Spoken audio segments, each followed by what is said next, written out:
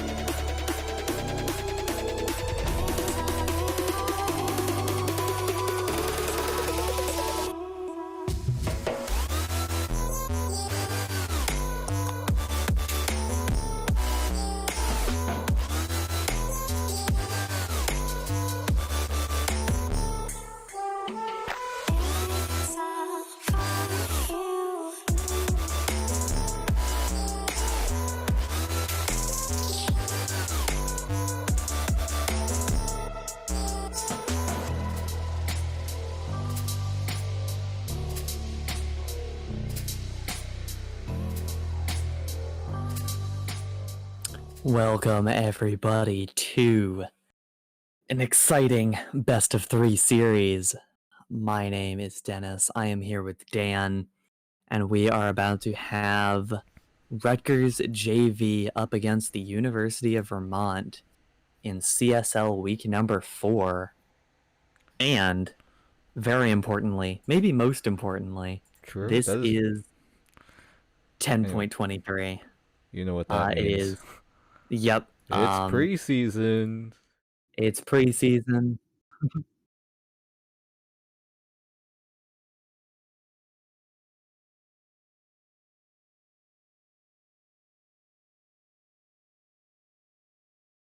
Yep.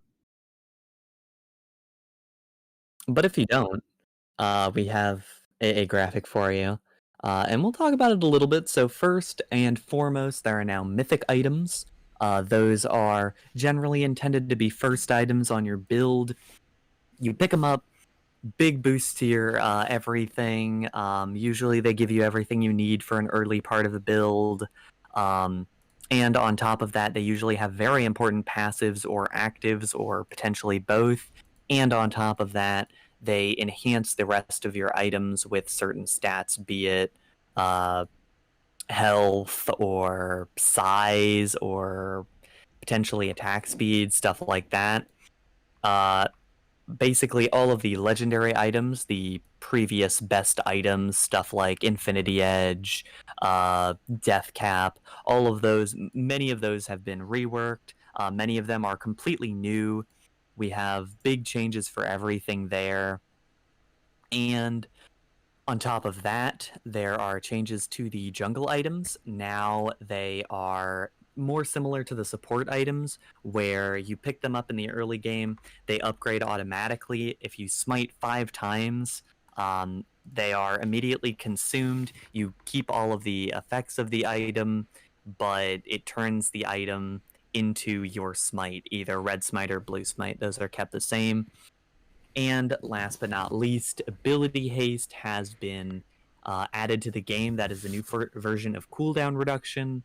Long story short, every point of ability haste makes you cast 1% more often, I believe is the exact math of things. And these basically it means that there is no longer a cap on cooldown reduction. So you can get a lot of ability haste going. You can be casting a lot of times if you decide to spec into that with your build, which there are a ton of different options for it. And yeah, those are the big changes. So Dan, what have you heard about the meta so far, about what So, we're expecting from that? I've been talking with people. I've talked to a friend of mine who is coaching another team. I guess this could be a shout out. So from the games that he's seen, at least he has said that at least for the solo lanes, which is top and mid, anything can happen. Any champion, any pick, any whatever you can think of can be viable in mid or top, except supports, obviously. And then at least for junglers, he's saying that Graves may be the best jungler at the moment, with Kha'Zix, Evelynn, all those assassin junglers in that number 2 spot, I guess, since they have been heavily benefited by the mythic items and these item reworks, such as the Dustblade, Eclipse, that was the big one that everyone's talking about, and all those such items. And yeah, there's going to be a lot more, I guess, utility and I guess outplay potential for these assassins. And in terms of ADC, he believes that ADC has gotten the most changes overall. Just make sure if I'm talking and not muted. Okay, we're good. Anyway, so on hit ADCs, they're going to be coming back. That is the prediction. So like champions like Twitch, Varus gonna be the big on hit ADC, maybe even Kog'Maw that we could even see.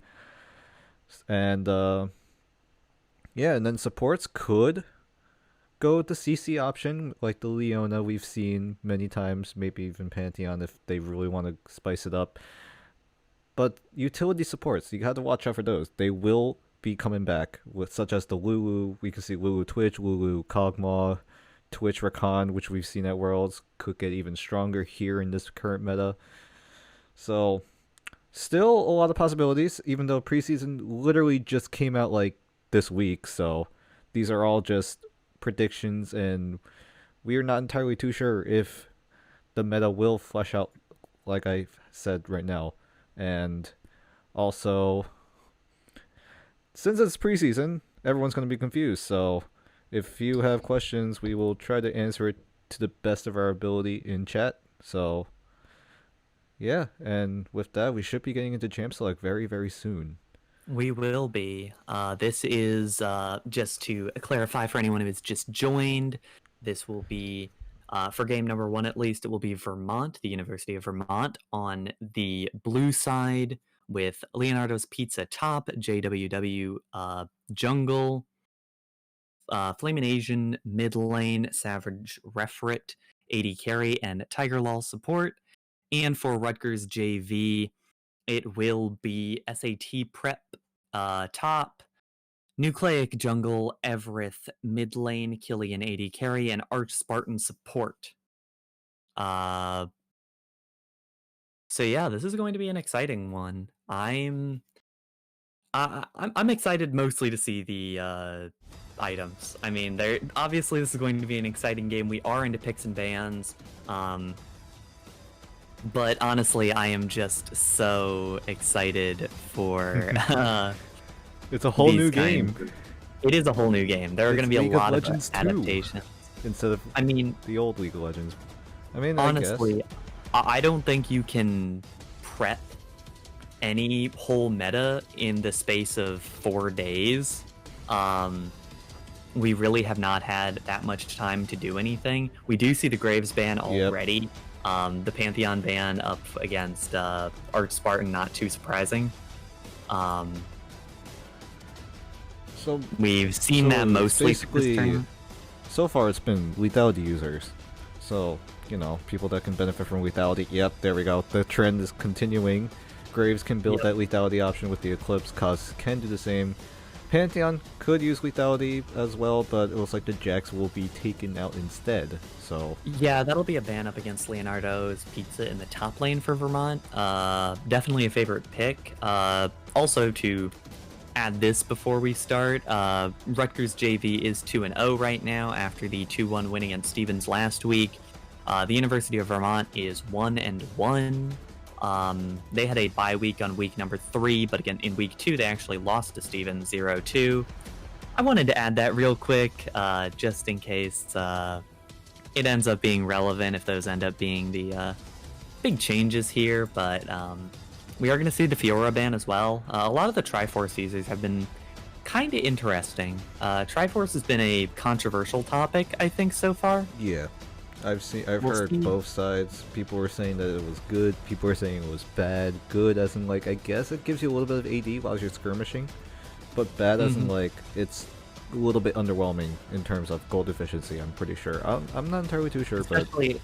And especially you can compare it to the Gore Drinker and the Stride Breaker, which have basically taken the active component of Tiamat. We are going to see the Hecarim ban. I like the Hecarim ban. And they're going to respond with Zac. Alright, this is a bit of an interesting one.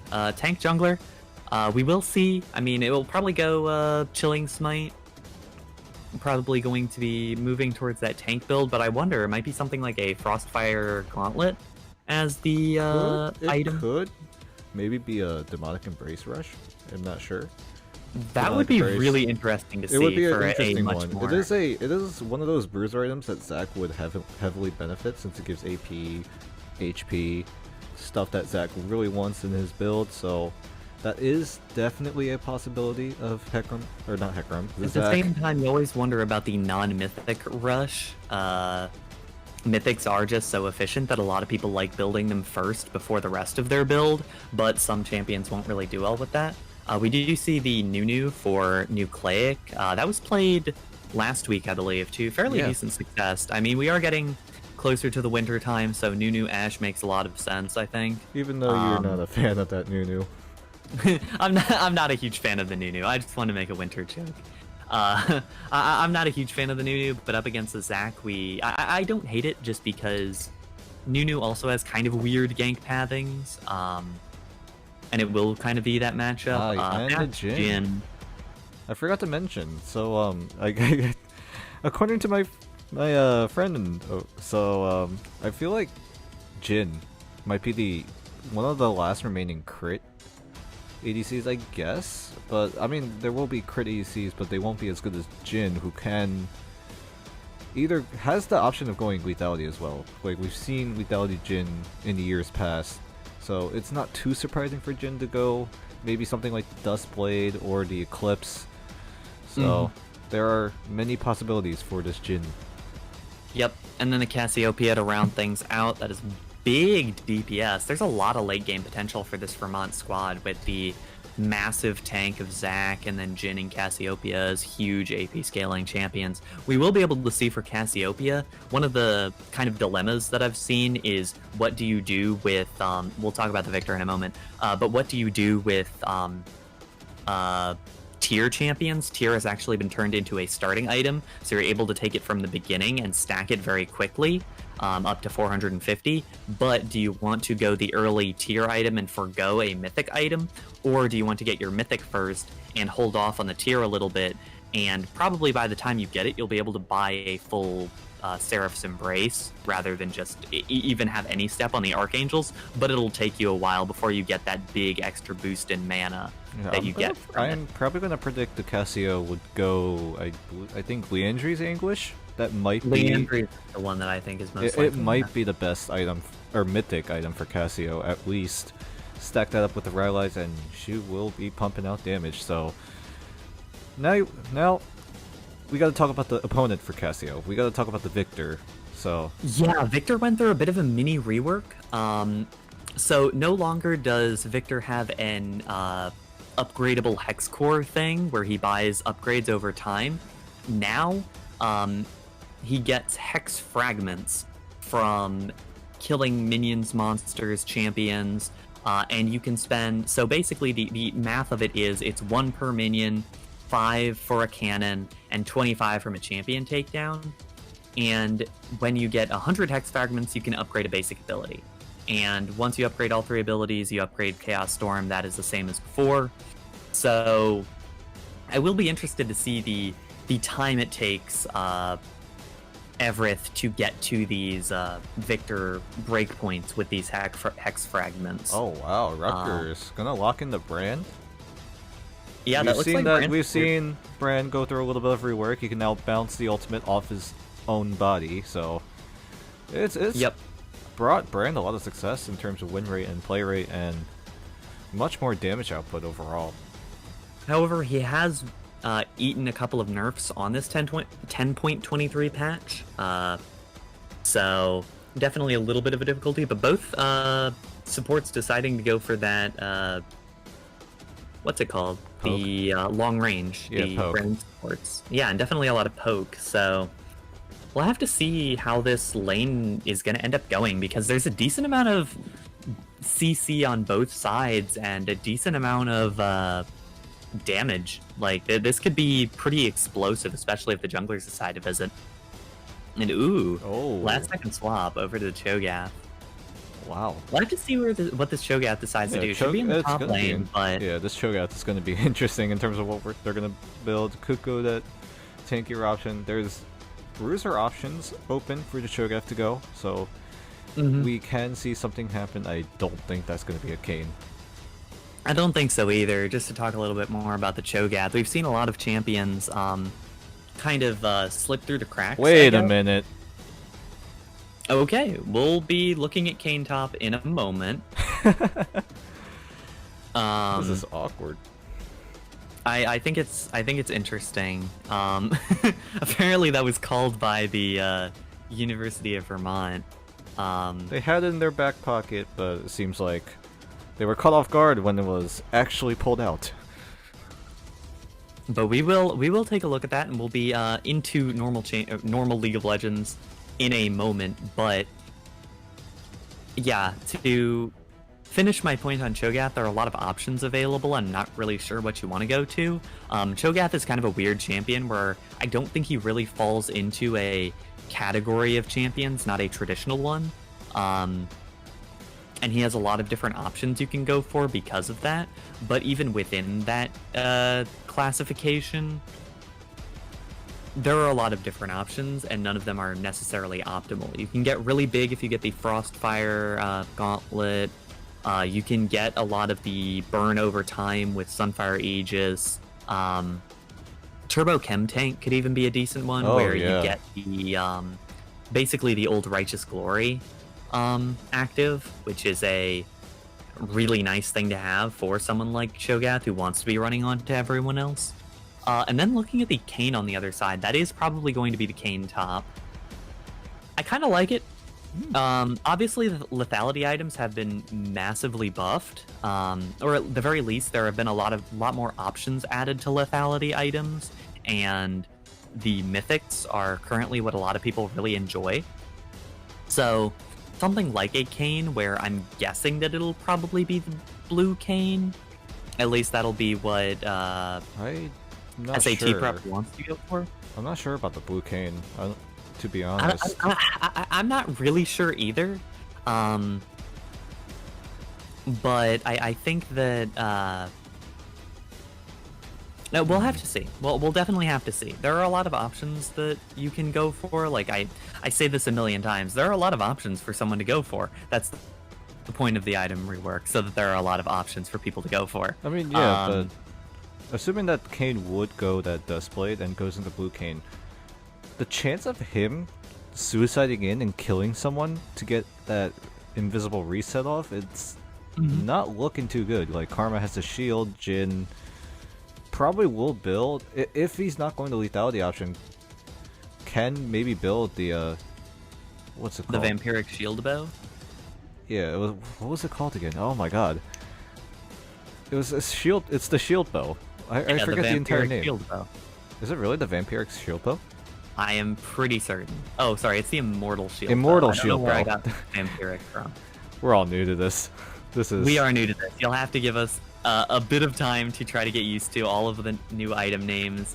I'm trying to remember the item that can be bought in order to circumvent a lot of the shielding. It is the Serpent's Fang, which is an assassin item. It gives you lethality, AD, and it does bonus damage to shielded targets. So that could be an option for SAT prep if you do want to get that Duskblade, try to get the reset. I mean, I was honestly thinking about it going into these changes, that Duskblade was looking really nice for blue Kayn, because that was always blue Kayn's problem, and a number of other assassins, but especially blue Kayn, which is that when you kill someone, you have no way out. And now you have a way out. You have a couple of seconds of invisibility, and that is so valuable. It can get you your Q back off cooldown. Potentially your E can even get off cooldown, depending on where you approached from. And there are a lot of different options for you to actually get out of a fight, when previously you would kind of just pop like a balloon after you get one kill.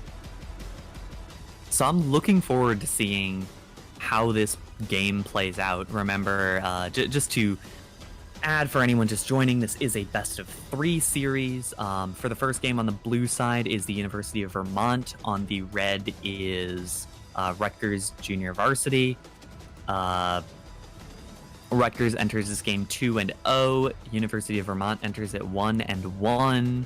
Both of these teams still fighting for spots at the top of this Northeast 7 region. Yeah, and one more time, if you guys have any questions about preseason, we will try the best of our ability to answer it in the chat. So we will be looking at chat ever so periodically during these games. So yeah, even though we're new to all those items and all that jazz, we will try to be able to answer any questions that you have with any kind of item. Yep. Just remember, we're new, you're new, everyone is new to all of this, so definitely, Yeah, you kind of got to take that as the starting point, is that everyone is very new with all of these changes, and we honestly don't know what the meta is going to be. So I think that's the exciting thing, is I think Rutgers has taken a lot of really interesting picks. Yeah. The Kane top is obviously really aggressive. The Victor mid is, I believe, something we've seen Everthon before, that actually had a pretty decent amount of success. Yeah. But on the other side, Vermont has kind of taken a more traditional comp. Cassiopeia and Jhin are very good late game carries. Double tanks in top and jungle is always a fairly surefire way to say that you're not doing anything in the early game, but in the late game you're going to try to do something. And an enchanter support is a nice way to back that team up. We could see something like a Staff of Flowing Water, which gives extra AP to someone healed or shielded by the holder. So we could see something like Tiger taking that item, Staff of Flowing Water, and putting it onto Flamin in the mid lane on that Cassiopeia, and that's a big boost into the AP gains of that champion. So this is the kind of stuff that we're going to be seeing as this comes along. But on the other hand, we do see Arch Spartan taking the brand, and something like a brand is probably not going to be taking a support mythic like a Moonstone Reaver, or possibly an Imperial Mandate that I expect out of Tiger. Probably the Moonstone Reaver. That I expect out of Tiger. It's more likely. But instead is probably going to go for something like a Leandries or a Luden's Torment. And not a Luden's Torment, a Luden's Tempest. I'm still getting the handle of all these names. All the mythics have had their either their first or second part changed. So I'm just having to remember all of the names like that, and I'm getting better at it, but it's still pretty difficult. It's still taking us time to figure out, you know, like those when mythic items get made, it boosts all the other legendary items with a certain stat. So, still not sure about that one. Honestly, there are a lot of different options for yeah, that is sports, because I was actually looking a little bit at the Shirelia's Battle Song, which does give a little bit of mana regen. But it's like the old Shirelias. It gives you, your whole team movement speed, and it also gives you an extra magic damage against champions. So we could see something like that for an engage tool for the support, for even an enchanter support. But it's just something we'll have to see when we get into game. Honestly, it is so difficult to talk about this game right now, given how little we know about everything that is happening right now in terms of items. What these champions are going to do. Also, just Cho'Gath is a weird champion, can go a bunch of different build paths. Kayn is a weird champion, can go a bunch of different build paths. We don't really know what the Jhin is going to be building at this point in time. Yeah, I mean, I feel like they did a pretty decent job with the item reworks. It gives you a lot more, I guess, flexibility in terms of what to build. It's not just one linear build that you have to go every game, or else you will not be doing any damage or not be tanky enough. Yeah, I think the flexibility is the big thing of these changes, is that you can build a different first item every time. The mythics give you many different options, and then past that mythic option, there are a lot of different potential pathways to go. It tends to be more along the lines of what stats do you want, or what passives do you want. It's also, because that is what you're going to be getting out of these items. It's also what stat you want to counter, in a sense. Like, we've seen items that do damage when they're shielded. We see more healing reduction options. We see a little bit more, I guess, utility in terms of lifesteal. Omnivamp, that's a new stat. That one heals everything, any kind of damage you do, in case anyone doesn't know out there. But yeah, I just feel like a lot of champions have more accessibility in terms of what they want to counter. And I also forgot there's a bruiser style of QSS now. I forgot the name of it again. We were talking about it before this. It's like Silvermere or something. It was Silvermere something. Silvermere Dawn. Yeah, there we go. There we go. We got there eventually. So yeah, we will be getting into game very shortly. We are going to take a very quick break, But when we come back, we're going to have game number 1 between Vermont and Rutgers. So do not go anywhere. This is going to be this is going to be a hell of a game. The items, but don't go anywhere.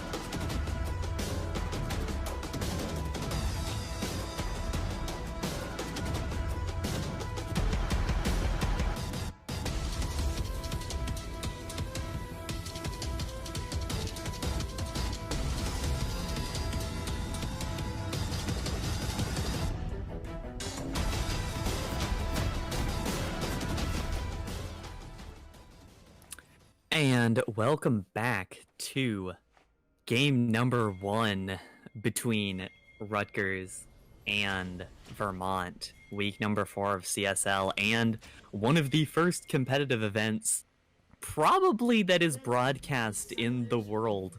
Probably. It's one of the first. 10.23 patch. I mean, Scouting Grounds is on 22.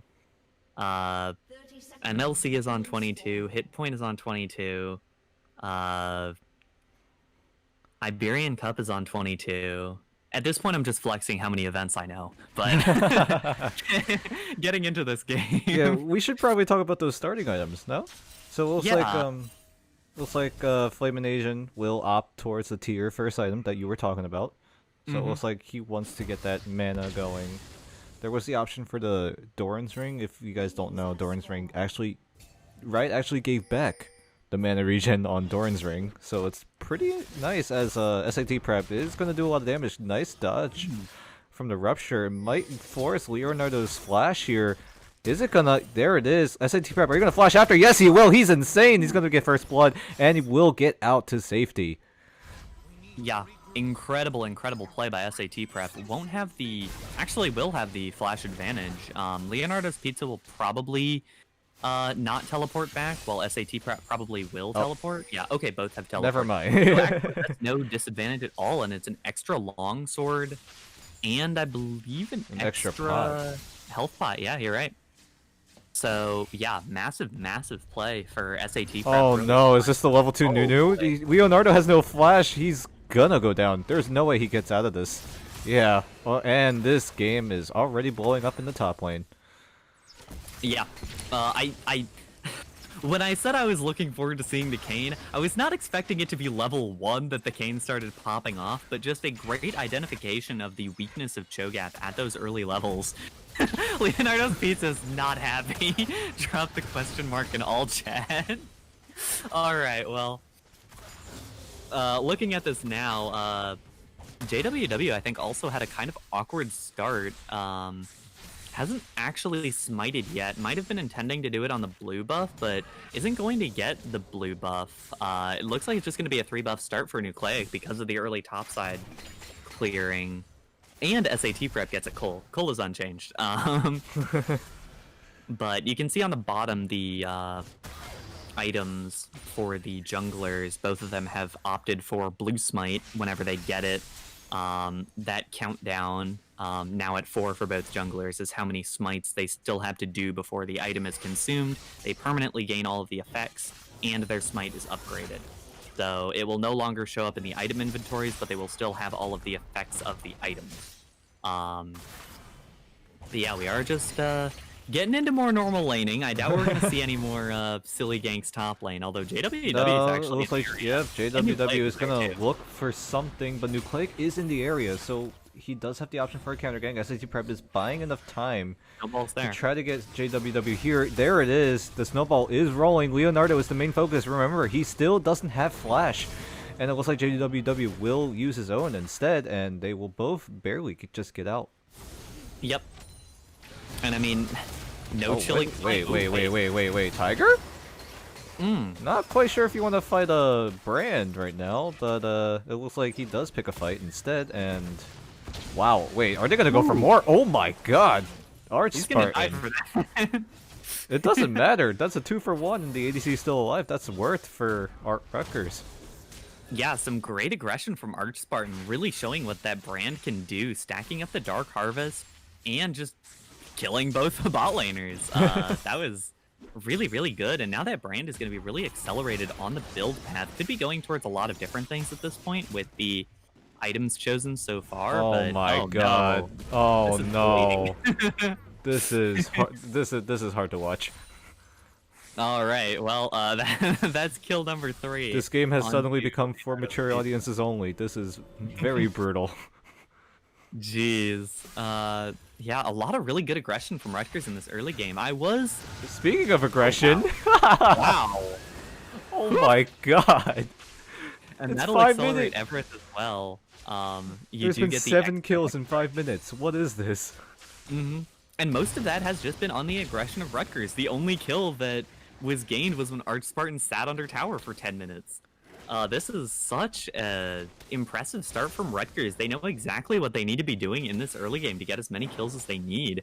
And now, I mean, Everett is now going to be accelerated in the Hex Fragments. I doubt that there are enough to upgrade the any abilities right now. But, okay, well, it doesn't even get to back, so that's kind of difficult. That's actually kind of huge. That does mean Everett is going to be forced to use Teleport here. Potentially, if he does get it back off, it might just be another wave or two where he doesn't get the back. The Lost Chapter has been completed. Oh, Chaos Storm actually been used, but oh my god, look at this! As Nucleic speeding right into the Chaos Storm. Flamination is going to flash right into the hands of Arch Spartan. Free Dark Harvest stack right there. Such a difficult play right there for Flamination. You kind of have to flash away from that when you see Oh my god, Nucleic's already in the bot lane, and Tiger might just go down here. 4th shot, not even going to do a thing to him. No! But it looks like Tiger actually survives. Killian wasn't there with the damage, and Killian was the only one who had auto attack damage, so sadly for Rutgers, not able to pick that one up. Well, and it looks like JWW. Waiting here. Yeah, he's going to try to look for a response. Can he fight this? This is level 6. Nope, he's bailing. That's a level 6 Kane. You cannot really fight that. Just as a, in case people don't know, Nucleic has gone for the early Nami's Cinder. Also, JWW has also gone for the early Nami's Cinder. That is because all 3 of the tank, all 3 of the primary tank mythics build out of Nami's Cinder. So all of them have that passive. Not just the Sunfire Cape, which is now Sunfire Aegis. We'll have to see what they end up building out of it. I wouldn't be surprised to see some Turbo Chem tanks or even Frostfire gauntlets. But we can't really be sure from this point. Oh, wait a minute. Watch the mid lane. It looks like the Cassio might just get jumped on, but Leonardo might just go down here. Umbral Trespass. is going to finish him off, and Everett will also finish off the mid laner. And this game is getting very out of control for Vermont. It's getting very out of control. You're absolutely right. This is not looking very good for Vermont right now. Obviously, down 4k gold at less than 8 minutes into the game is very difficult. They don't really have a lot of options to deal with SAT Prep, who has gone for the early Phage, it looks like. I will try to confirm what Phage builds into. The Gore Drinker, potentially. It looks like will be the item. Or possibly the Divine Sunderer. I think probably more likely Divine Sunderer, but we'll have to see when we get into a little bit more into it. Alright, we're still trying to learn these items. Yeah. These items are slowly filling in. Looks like Kane definitely will go the Gore Drinker. Not yep, you can see that. Yep.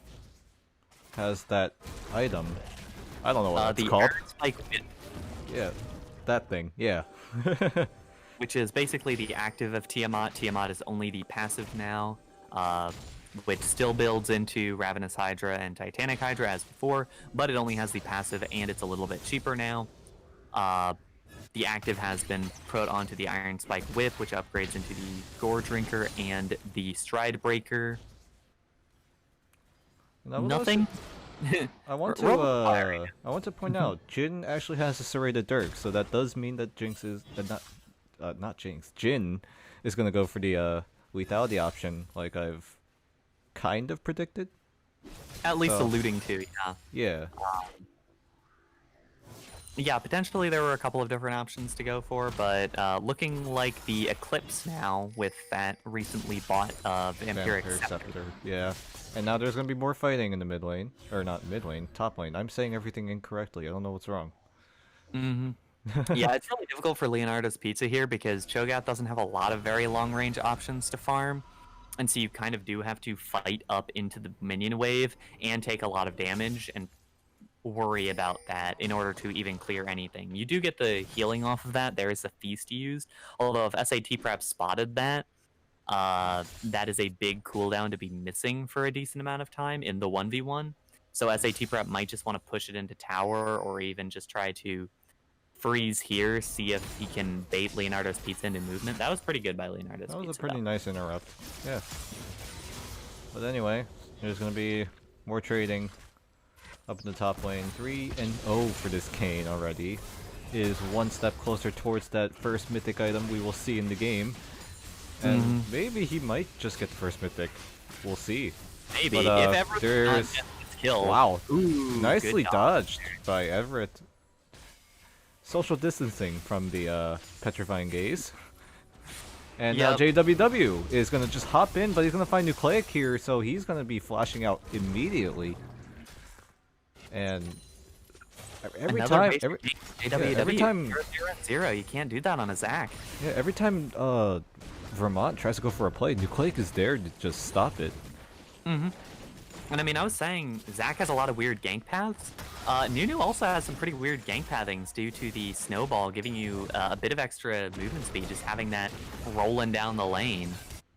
Oh man, he is moving out of there. Yeah, there's a bit of a blunder here. Our Spartan is going to find Tiger here. He's going to pop the ultimate, but it's not enough damage to take him out.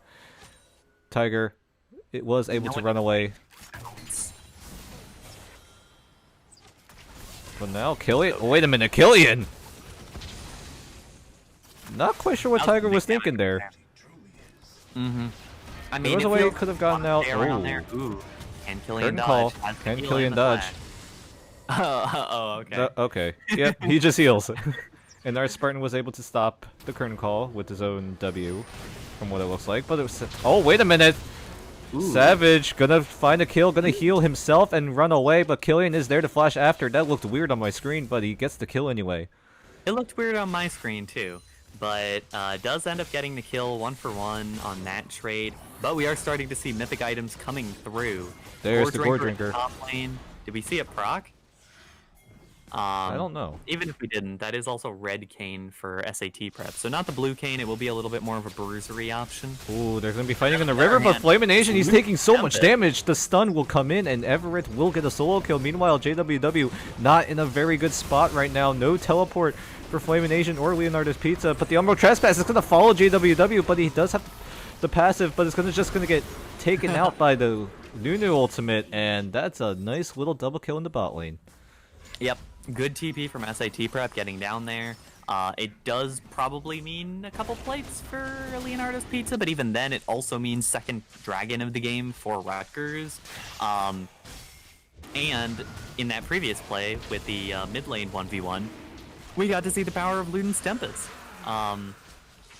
which no longer is based on moving around or casting spells to recharge. It is now just a flat cooldown. So definitely a lot of potential damage from Everett. Also just a lot of wave clear. It's going to be really hard for Flamination to keep up with any of that, given how good the... Oh, wow. That's oh my gosh. That's half the HP gone out of Tiger. That is a lot of damage right there. We also now see the Eclipse has been completed for Savage Refret.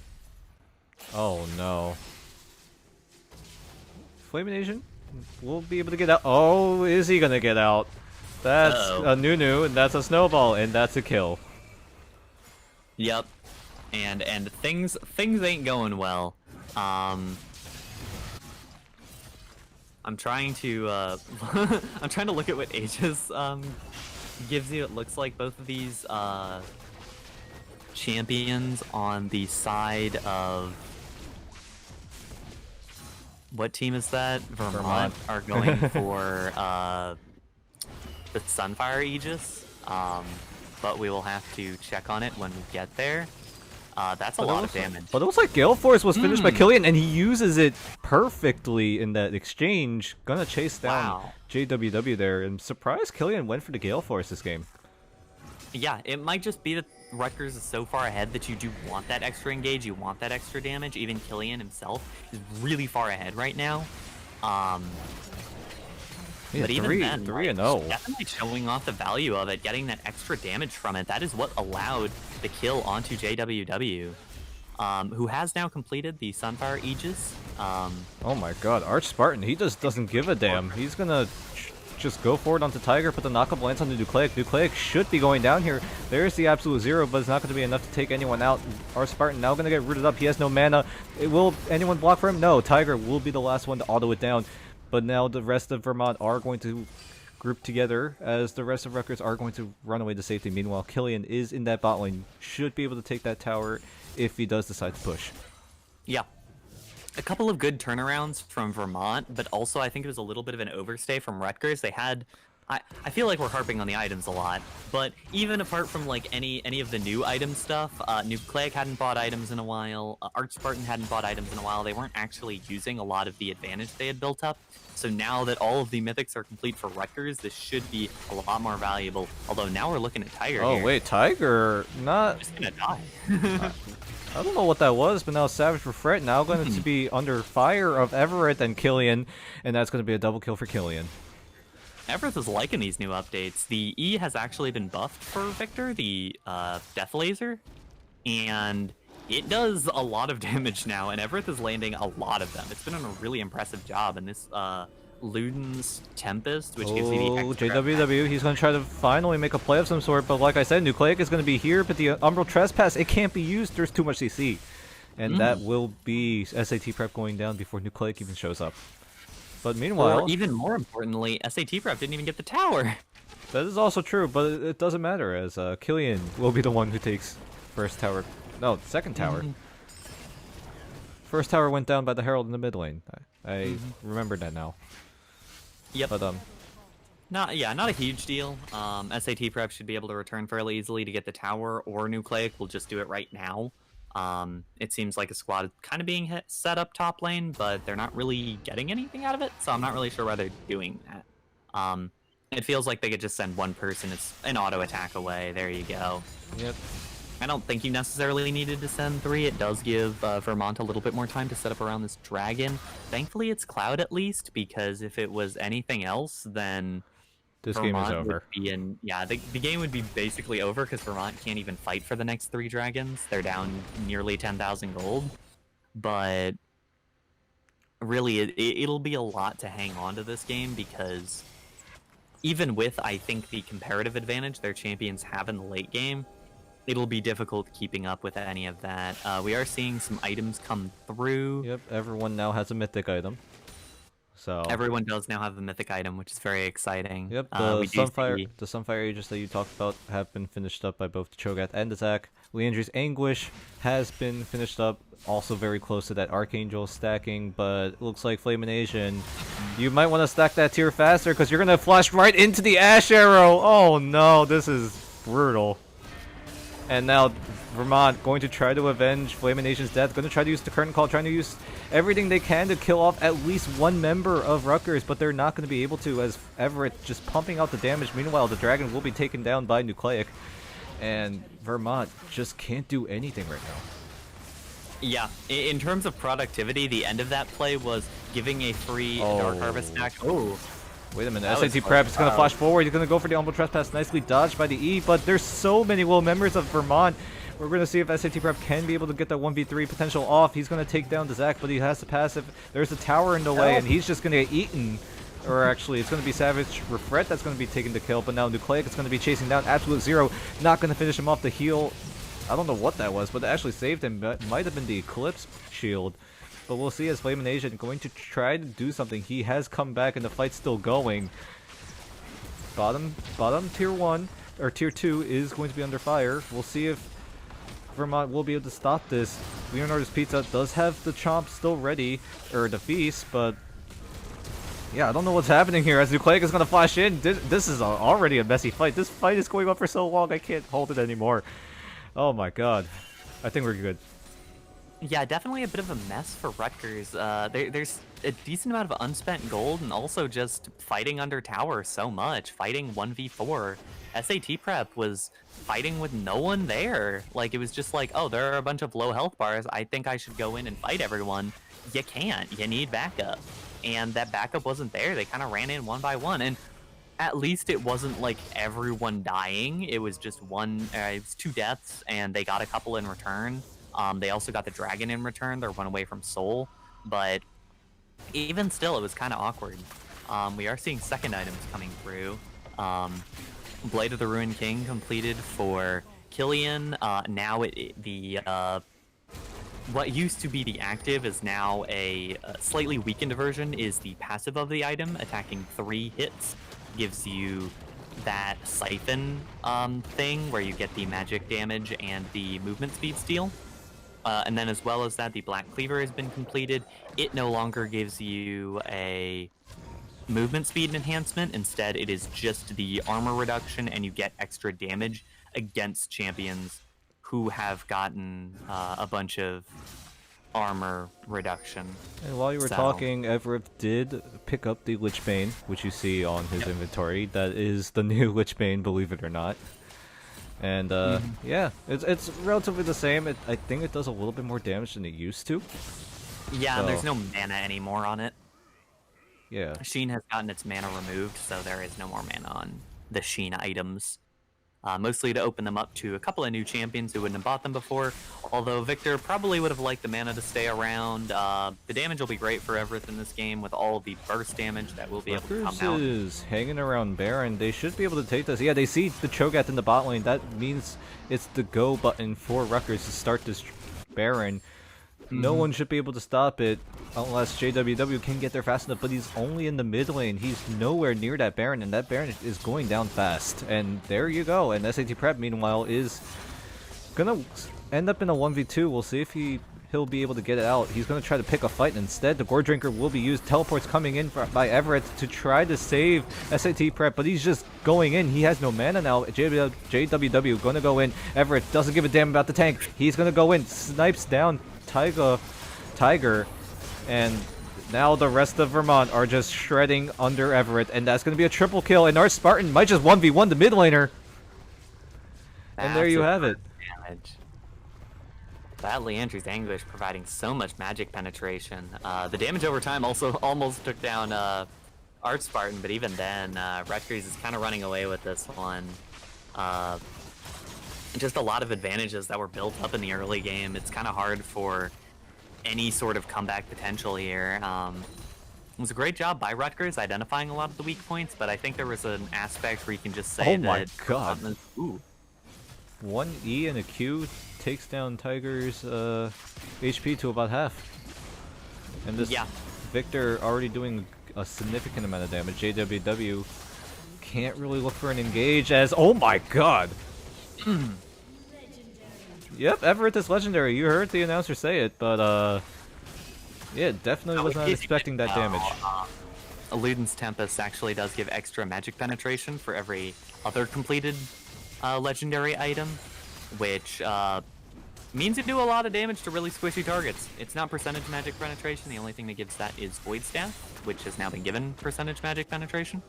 But things are looking very bad for Vermont.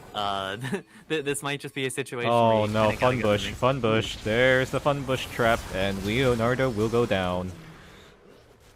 It did take a while, but also I don't think Leonardo could have done anything about it. And as I said, the Void Staff is actually completed by Everett. As I was saying earlier, it is now percentage. Oh, wait, JWW are going to try to go for steal. No, he's going to get stunned, but he still gets a steal anyway. He somehow just hops in and gets it away. Will deny the soul and probably just stall the game for a couple more minutes to have Vermont try to recompose themselves. And that arrow almost hits.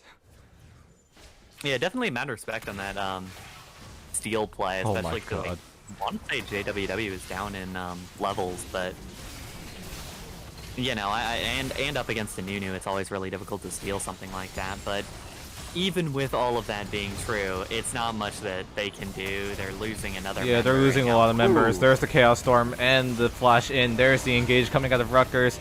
This engage is almost perfect as Nucleic probably will go down to the fountain unless Killian can tank in time. No, he won't. That was a little bit funny, but now Everett will go down. Maybe the Zanyas will save him as JWW mistimes his jump, and that will be the end of him. And Leonardo will get the chomp though, but it's not going to matter as Rutgers should be able to take this game 1 in a very dominant fashion. Yep. Art Spartan ending with 16 Dark Harvest stacks in this one as... Yeah, just an extremely dominant game number 1 for Rutgers, and a good showcase of many of the new items in League of Legends as part of this 10.23 update. Yeah, I think a lot of that did just ride on a lot of the advantages built in the early game, not just SAT prep having those big advantages from the start. Obviously, those mattered, but even with that, I don't think that was the sole thing pushing Rutgers forward in this game. I think a lot of it was Arch Spartan, Nucleic, getting early advantages elsewhere and being able to push those advantages towards mid lane, where Everett had a monster game. I'll have to look at the damage charts, but I think there was yeah, Everett dealt a lot of damage. And just the ability for, well, not only that, but just the damage that everyone on the team was putting out, other than Nucleic, who, as Nunu, isn't going to put out a lot of damage, but every other champion was putting out lots of damage, especially Arch Spartan, like, comparatively to what you would normally see, because that brand did so much, even through the nerfs.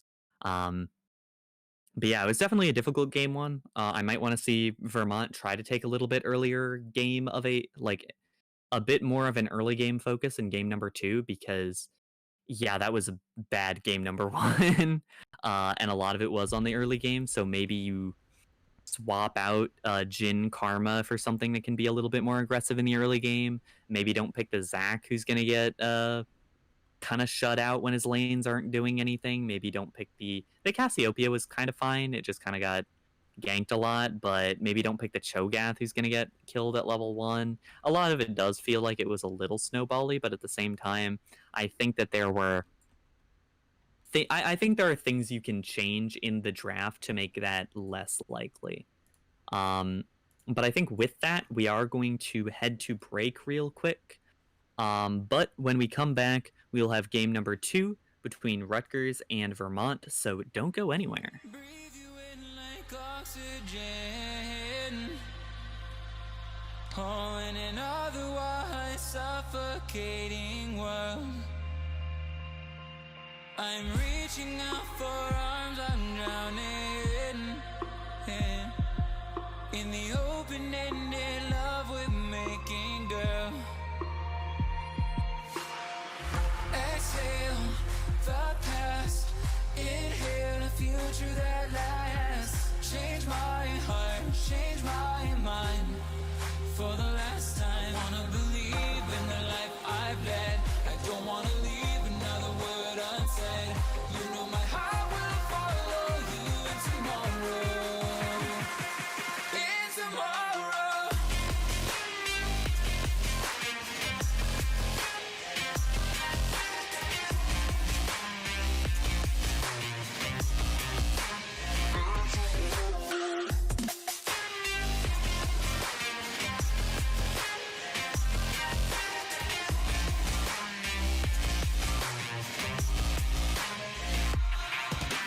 Holding on to memories that we've shared. My evidence you once really cared. I'm reaching for a hand to pull me up. One open to an everlasting love. Exhale the past, inhale a future that lasts. Change my heart, change my mind. For the last time, wanna believe in the life I've led. I don't wanna leave another word unsaid. You know my heart will follow you in tomorrow. In tomorrow.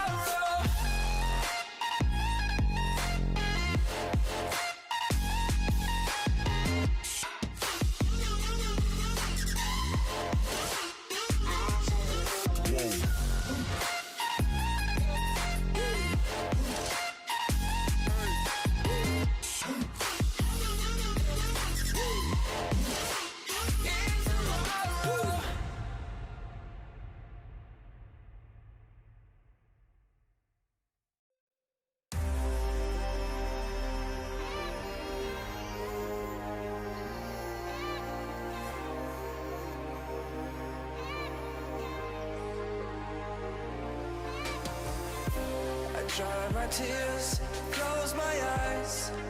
I have to pay the price. Cross my heart, give my mind to be my private paradise. My private paradise. Paradise. In my private paradise. And welcome back to week number 4 of the CSL season between Rutgers University and Vermont, the University of Vermont, even. I am Dennis. Here with me is Dan. Hello. And we just watched game number 1 between these two teams. Yeah. And Let's just say the kill score was like 20 to like 7, 22 to like 7, I think. I don't know what the final kill score was, but yeah, Rutgers definitely had the upper hand in that first game, and definitely a very one-sided game. And I do wonder what Vermont will try to do in the draft to try to turn this around. I mean, there was a lot that went wrong in that game. I am going to we'll have to see.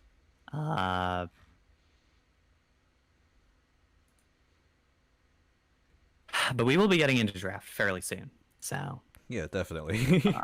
For anyone just joining, this is Rutgers versus Vermont. Rutgers entered this series 2-0 in the Northeast 7 region. Vermont entered 1-1. We are also playing on the new patch 10.23. We saw a bunch of exciting Mythic gameplay in the previous game, so definitely going to have a bunch of exciting Mythic gameplay in this game as well. I'm really excited. Dan, what did you think of the Mythics in the first? We've seen all the Mythic items used to their absolute potential. So, like, I mean, we've seen people building Gore Drinker. We've seen a Gale Force actually coming out of Killian, and we saw that one play in the mid lane where Killian just absolutely chases down JWW, and yeah, this new preseason, lots of new changes, and it looks like Rutgers is adapting to these changes fairly well. Realizing that there are more picks to be made, like we saw that Kane top that we've saw in game number 1 has gone very well, and like I said earlier, anything can be picked in that top and mid lane. So we'll see if that trend will continue in this game number 2. Yeah, sorry for pushing it to you. I had to tell my No, parents that's okay. for food. But we are going to get into this game number 2. I am looking forward to seeing what kind of items are going to be picked up. One of the most notable things to me is that the primary tank item looked like Sunfire Aegis, which kind of odd to me. Something like a Cho'Gath I think would benefit a lot from a turbo chem tank, and if you're behind so early into the game, it's going to be difficult to keep up with with your damage, since that is one of the main things that the Sunfire Aegis does bring you. I always feel like I'm going to start pronouncing Aegis really British because there is the video game Xenoblade Chronicles 2, where one of the characters is known as the Aegis, and every character in that game is British, so everyone just is like the Aegis, and so everyone's shouting about how they want the Aegis. So yeah, that'll be that goes through my head every time I say Sunfire Aegis, and it makes me very happy. But we are likely going to get into pick and ban very soon. I wonder what the picks are going to be in terms of what they're going to do for draft. Yeah, so previously the bans in the first stage were Vermont banning Pantheon, Kha'Zix, and Fiora, and Rutgers banning Graves, Jax, and Hecarim. I think those were fine bans. They kind of all fit into fairly similar categories. Pantheon being a pocket pick for Art Spartan, but also being a lethality pick. Definitely the item changes. Although, honestly, I wonder if the item changes help support Pantheon, because it means that you can't really... The Umbral Glaive was one of the nice things for Pantheon in the early game. However, you kind of want that early Mythic. Yeah, I'm pretty sure the price went up as well, so... That's also true, yeah. So it's a little more awkward. I'd like to see how the build path would really play out. But yeah, we're looking to get into it pretty soon. It looks like both teams are ready.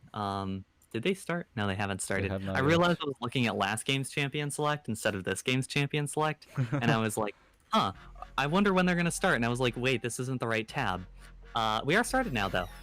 Rutgers is now on the blue side, Vermont on the red. For anyone just joining, Rutgers did win game number 1. This is game number 2 of the best of 3 series. If Rutgers wins, they go home 3-0 on the season so far. A massive start for the team. And we are already seeing the Victor ban, Vermont changing things up. Do not want to give that pick over to Everett again. Yep, seems like Rutgers is sticking to their usual bans, the Graves and the Jacks. We're both banned in phase 1. Yep, and the last one should be the Hecarim, that unless Rutgers wants to change something up. But we will see what Vermont will proceed to ban here. They are thinking about it. And it looks like they're just going to stick with the Fiora. Mm-hmm. So far they have dumped the Pantheon ban. Either the Pantheon ban or the Kha'Zix ban will have been dumped. Rutgers not changing anything. So likely we could see either a Kha'Zix or a Pantheon first pick. And I would not be shocked by either of those. Especially Kha'Zix, like one of those. Yeah. I kind of like this play, actually. Ban away the brand, make the other team show you something different. And Caster Curse. Okay. Now, I don't mind that either, because it does mean that the choice for the support is what's going to be the issue, is can, like, what's it called? Where am I going with this? You can only pick one support, is the thing. You have to pick either the Pantheon or the Brand. You can't pick both, so ban away the Kha'Zix, make them pick the Zac. The Trundle as a response is actually pretty decent because there's not a lot of just pure health anymore. You have to get a lot of you have to get a lot of resistances. So I do like the I do like this change. I like the Trundle pickup basically, although it will be another not super aggressive early game pick, and the Ashe picked up, so it will be Zac first pick and then Jungle plus Ashe as the second pick again. We'll see how. Would there be a chance that the Trundle could be a flex pick? It's possible. It's very possible. Trundle can go top lane or the jungle. Support is very niche, but it is one of those options that Trundle can go. It's doable. I would like to see Samira Pantheon here. I think that would be a really cool duo lane. Yeah. It would be a lot of physical damage, but I actually would like the Samira Pantheon here. I mean, even if they have all this damage, they can throw Everett in the mid lane with maybe the Orianna, which has been one of those other picks that Everett really likes. Zac is also there to compensate, so yeah, there are a lot of locking in the Pantheon shouldn't be too bad. Okay. All right. This is a flex pick, but we don't really know what it's. We know that it's not jungle. I think we can be fairly confident that Zac is, well... He could go top. It could be Zac top. Zac could be top, yeah. It could also be Gragas. Gragas could be top, jungle, or support, basically. It's probably Gragas or Zac top. I doubt that we are getting both of those champions, and we could still be seeing another support, but I don't really like Gragas support at this point without really seeing anything else. But I guess Gragas top blind is not terrible. You do have range, you have a little bit of self-healing. Gragas is another champion that's kind of weird. I don't know how he synergizes necessarily with a lot of the new items. But definitely something to look out for. Meanwhile, Vermont said that it's our turn on the Ashe and Brand. So they're going to be picking those two up, and we'll see what Killian and Spartan have in their, I guess, arsenal. So we'll see what they'll do. It's just a little bit of an awkward pick because Ashe Brand, I think, by itself is not an extremely great oppressive lane. It actually wasn't doing that well in the minion farming game. It was mostly due to the 2v2 as well as the gank pressure from Nucleic, which Nucleic put down a lot of great gank pressure in the previous game. But it was a lot of that, which is what propelled Rutgers' bot lane with that duo. I don't think the duo by itself is great. So I am warily looking at Vermont with this duo lane. They have taken the Brand and taken away the Pantheon. The Kayn is also gone. Stuff that was banned last game, the Camille and the Morgana are both available for Rutgers. Those were banned phase 2 in the previous game. York and Shen were not the phase 2 bans last time. The Mordekaiser was actually a ban instead of the Shen. So nearly the same bans for Rutgers, but now the Shen has been added, which I kind of like that more than the Mordekaiser. Mordekaiser's not too scary, I think. It does synergize well with some of the new items, but overall not extremely scary. I think the Shen could be a bit more dangerous, though. And yeah, Kali, okay. Probably going to go with the Riftmaker, the new Omnivamp item. With AP, it gives you Omnivamp, it gives you extra ramping damage as you stay around in a fight. A lot of stuff that you can do with a Kali now, a lot of new items that go fairly well with a Kali. Something to definitely watch out for. Wait a minute, is that going to be a Kale? I've seen a bit of Kale. Yeah, I've played Kale. We'll wait and see if it's locked in. There it is. So I think we can be fairly confident on at least a couple of things now. First, that it's going to be Gragas support, Zac jungle, Kale top, and whatever last is mid. Kale does synergize fairly well with the Riftmaker as well. The Omnivamp is great on Kale as well. The ramping damage in fights is great for Kale as well. Nashor's Tooth works really well with Kale. Just a lot of stuff feels... the Twisted Fate will be locked in, and if used correctly, Akali cannot hide. That is definitely true. I didn't even really think about that. I was mostly thinking of the roam pressure. Like Zac plus Twisted Fate is extremely difficult to fight because Zac can approach from anywhere and Twisted Fate can approach anywhere. He can show up anywhere that he needs to be. So this is a really scary mid-jungle duo that can definitely put a lot of pressure for like the Samira in the bottom lane or Kayle in the top lane to get them really far ahead. I want to talk about the top lane a little bit. The Kayle into the Camille. Camille having the counter pick, and I think it's a very good pick into Kayle, or at least get that early game pressure, force Kayle from, you know, scaling, just delaying the scaling a little bit. Kayle. Oh my god. Thank you. But yeah, I do. I do actually like that Camille pick. Camille is a champion that I like it and I don't like it. The thing I like about Camille is that you have the engage pressure. You have the hook shot. You can get onto the Kayle. The thing I don't like about it is that Camille doesn't really ramp up until you get to a multi-item point, which I'll actually be watching fairly closely to see what this Camille build is. Traditionally, it's the Triforce into the Tiamat, obviously, but since Tiamat has been changed and Triforce has been changed, I wonder if we're going to see like a Gore Drinker or a Stride Breaker.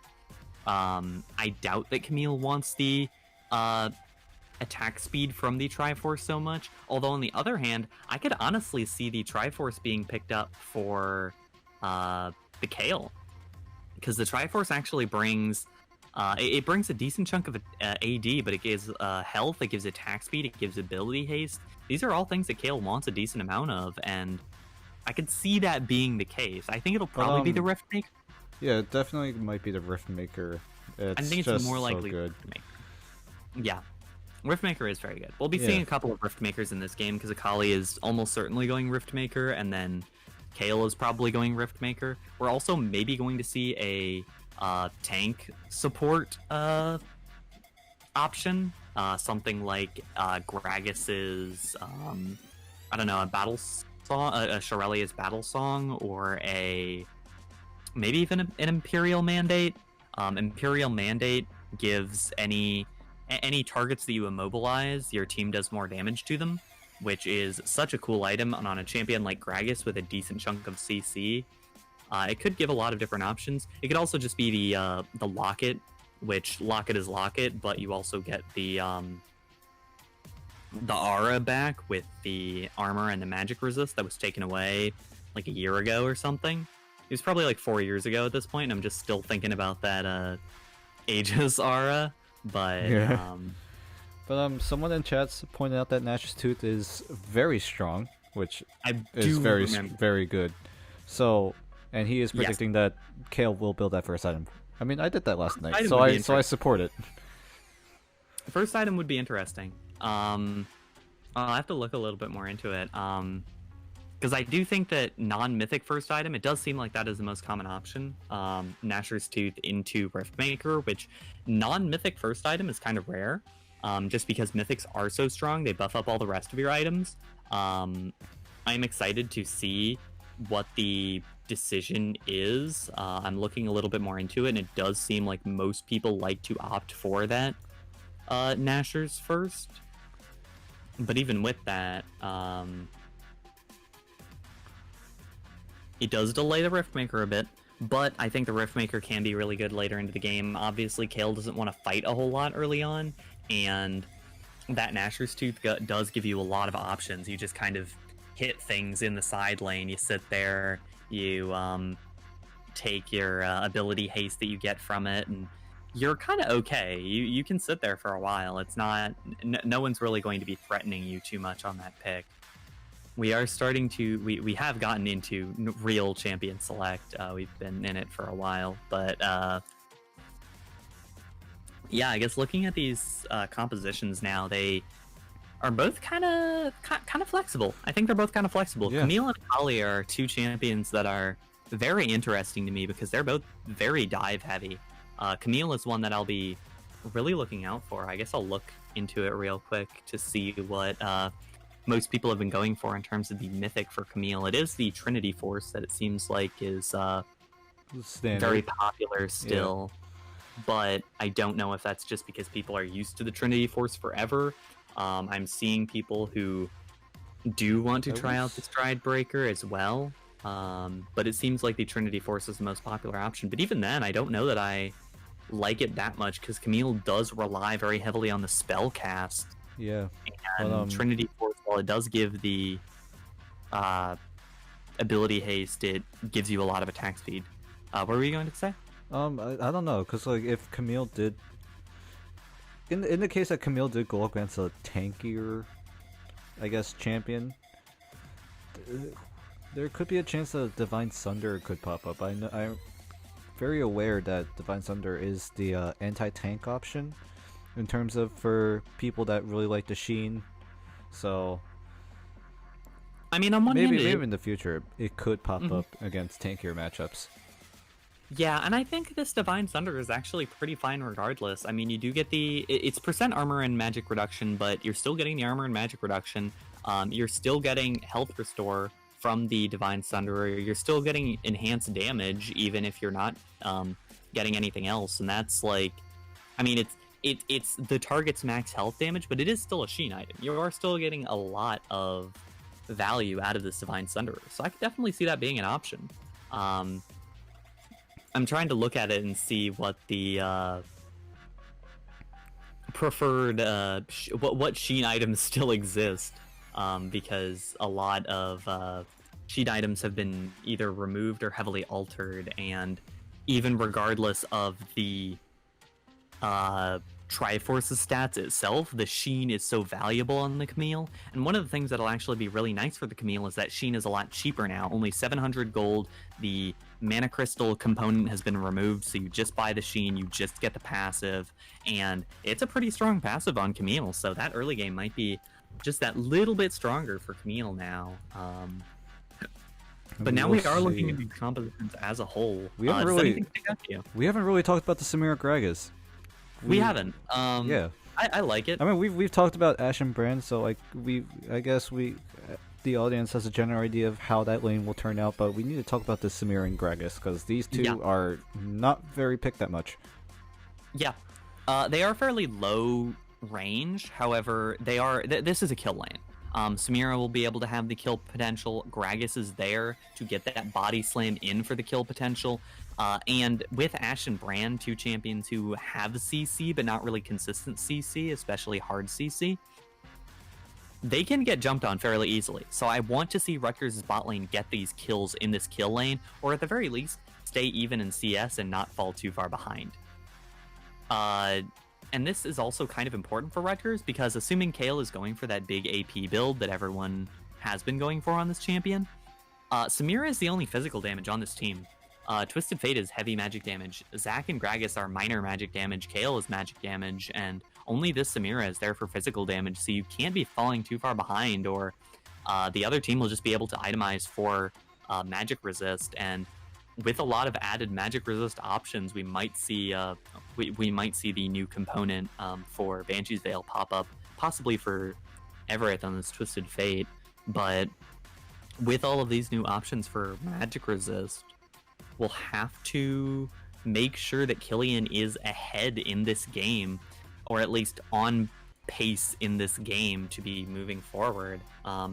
Speaking of moving forward, I feel like Gale Force would be really good on Samira, but we'll have to see what mythics these champions go for, and how this game goes out when we come back from break.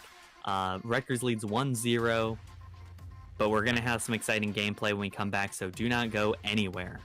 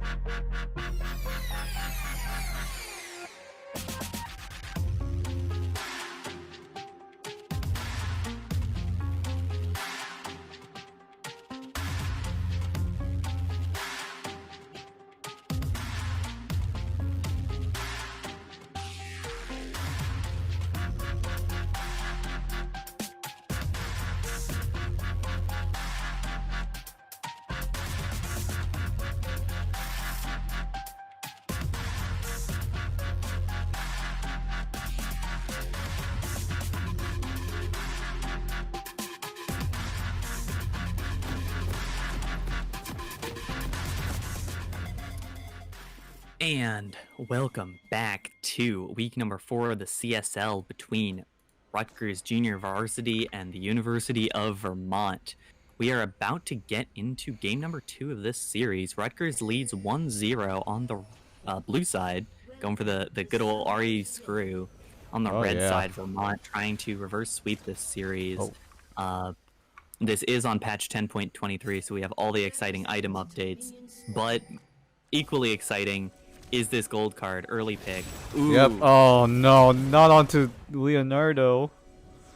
Not again. Another level 1 play onto Leonardo's pizza. And they're gonna force a a flash. Get away with the hook shot and the flash, but does have to start the hook shot. Not necessarily favorable for the Camille, and does actually help out SAT prep a lot. SAT prep with the Doran's ring going to feel a little bit safer in this early laning phase than would be otherwise, and it doesn't look like there's a lot of deep warding it doesn't look like there's any deep warding that was gained for Vermont on the back of that play. We are now seeing the red smite. Last game both junglers went for the blue smite. This is the Ember Knife. There's the Hail Blade and the Ember Knife. Yeah. Yep. Ember Knife is the name. So I also want to point out, Nucleic has a spellbook. I he sure don't does. think we caught that. That's interesting. I didn't see that before. I'm kind of surprised. The RU screw kind of overshadowed it, but anyway, we can talk about it now. Yeah, I will say I'm kind of surprised. I don't really know what having extra summoner spells would do for Zach. Might be packing the what is the name of that rune that gives you extra magic or gives you extra movement speed on the summoner spell usage? That's the one that's Nimbus really Cloak. Nimbus Cloak. Nimbus I think Cloak. that's what you're I thinking can't about. remember how I forgot it because it's the one that was used by everyone for like months. But might be Nimbus Cloak. But even with that, it's like this could be a I don't know. It's a little bit of an awkward choice. Is smiting? Oh, no. Wait. Killian is gonna go down here. That's just gonna be first blood. Tiger will be able to pick that up with the ignite there, and yeah. Yep. And in this very short range lane with Killian and Arch Spartan, they don't really have any way out. So kind of a difficult play, but well done by Savage and Tiger to make that play happen. A lot of trading in this mid lane.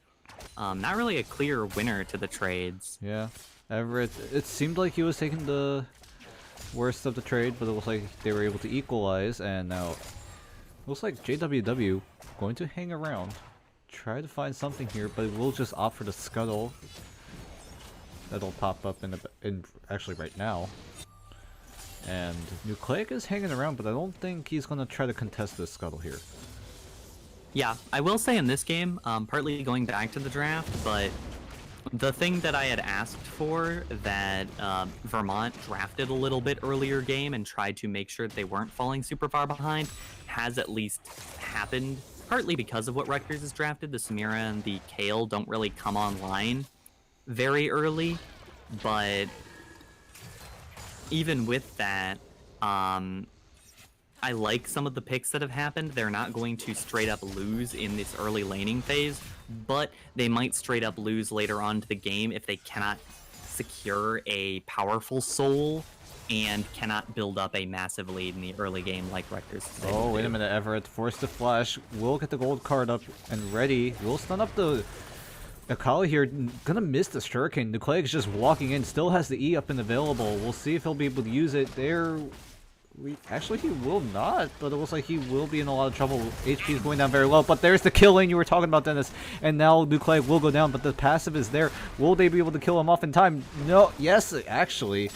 And it'll be a 1-for-1 overall in this game, unless Everett will go down here. We'll see. The Shuriken actually misses once again, so Everett will be able to survive. Yep.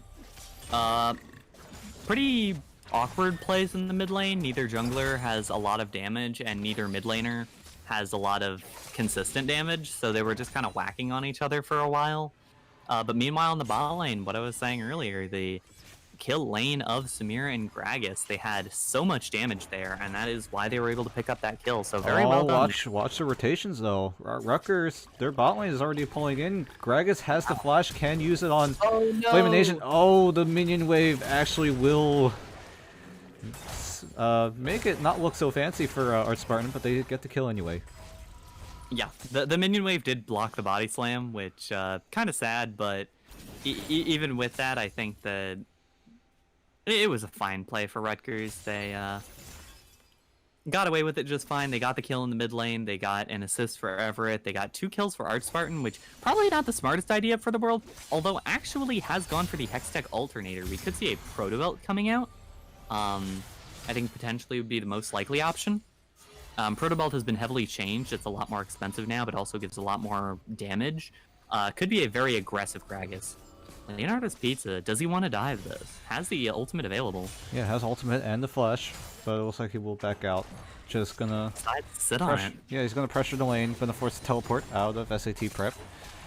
SAT Prep is probably very close to hitting that level 6. Will become ranged like right now. Yep, that should make things a lot easier for SAT Prep. Especially just in terms of the poke, as well as with the extra attack speed, we'll be able to hit things a little bit easier. Yeah. Nucleic. Now, one of the things that I thought was kind of weird about the choice of the spellbook, the unsealed spellbook for. Oh, wait a minute! Flame Nation might be in a little bit of trouble here. Has the perfect execution up available, but it looks like he should be able to get out to safety. There it is, and that was a pretty close call. Yeah. So. Nuclear actually switched from Smite to Ignite in order to make that play. Oh, wait a minute, Tiger! It's gonna go down, flash out from Terra Dagger, but it looks like the teleport will be finished by Leonardo, but he misses the hook shot onto the wall. The Killian will be the main focus, but the heals and the stuns, the knockups are there, and Leonardo basically just suicides. And that is the massive play Rutgers needs. They get the kill, and they get out for free. It did not look like Savage was able to get anything out of that play, and so now SAT Prep is probably going to get a couple of plates in the top lane now that Leonardo's Pizza, who hookshot does get you back to lane a little bit faster, but even still, it should be a couple of plates for SAT Prep in the top lane, a decent minion advantage. Oh, wait a minute, JWW is here. Nucleic is hanging around the top side, so he'll be able to try to help SAT Prep. If they need to, press the attack has been procced on SAT Prep, does have the ultimate to buy a little bit of time. Now here comes Nucleic and flash outs from JWW, but we'll see if Leonardo will go in, flashes forward, but doesn't quite get the stun onto SAT Prep. The slow is there, flash from SAT Prep, and they can't get anything out of it. Yeah. It felt a little greedy from Rutgers staying around there. I get that Nucleic put a lot into saving SAT Prep there, but you had to put in a lot into saving SAT Prep there, because SAT Prep was kind of out of position. Oh, good flash. Yeah, we said that at the same time. Yeah, I mean, it's not a... it's a kind of difficult flash, but definitely a necessary one, and definitely one that is doable within the margins of the long-range Gragas ultimate. But yeah, we are getting a little bit further into this one. We're seeing some of the item choices. It looks like Killian will be moving towards the steel bow. What was the beginning of that again? I forget. Yeah, we talked about this earlier. But looks like Akali does get the Omnivamp component of her item. The Leeching Leer. I like that item name a lot. That is the Omnivamp component, and it will be a Rift maker early on. Leonardo's Pizza appears to be going for the... It looks like Triforce, but I think that's Triforce. I'm not 100% sure. I think that's Triforce. So while that was happening, they do get the dragon here. Leonardo's Pizza might just go down. One more auto will do it. We'll see if he'll be able to. Yep, there's the Q. And SAT Prep solo kills Leonardo once again. Yeah, that's a massive 1v1 from SAT Prep there. Not really something that should have happened given all the advantages Leonardo's Pizza had in the early game, but SAT Prep had slowly clawed back that advantage and made that play happen, and now SAT Prep going to pick up a couple more plates, probably going to be able to back and get that Nashor's Tooth, and as soon as that's completed, things get so much harder for Leonardo's Pizza. Oh, wait a minute. well. Everett now going to be in a lot of trouble. JWW pops the Subjugate. Will that be enough damage to take down Everett? It looks like the answer will be no, as they have to get out of the tower, but it looks like Flamin' Asian will be able to flash right in and just barely survive and get out. And Killian going to be in a lot of trouble. Good use of the W and dodges away from the Crystal Arrow, but it looks like Flamin' Asian and JWW are going to get jumped on by Arch Spartan. There is the damage. Nucleic will take down the Kali, but will they be able to take down JWW? Good knockback coming out of Arch Spartan with the explosive cask, and will that be just enough to take him out? No, maybe, just maybe. There it is. Nucleic will be able to take the last turret shot, will be able to reset himself with that passive. Unless Tiger has something to say about this. They're going to stun each other up. We'll see if our Spartan will have the damage. Looks like he will be able to flash away to safety. Tiger is in a lot of trouble. Everett, meanwhile, teleports down to the bot lane instead, trying to get a kill onto Savage Refret, but will not do so. And Rutgers just winning all over this map.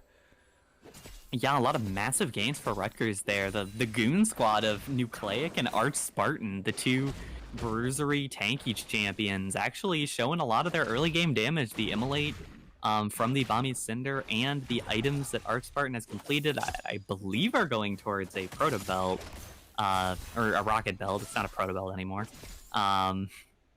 See, this is what we have to deal with. But definitely Immortal Shield Bow, that's what it was. Okay. But yeah, the shield bow gets finished up by the Samira.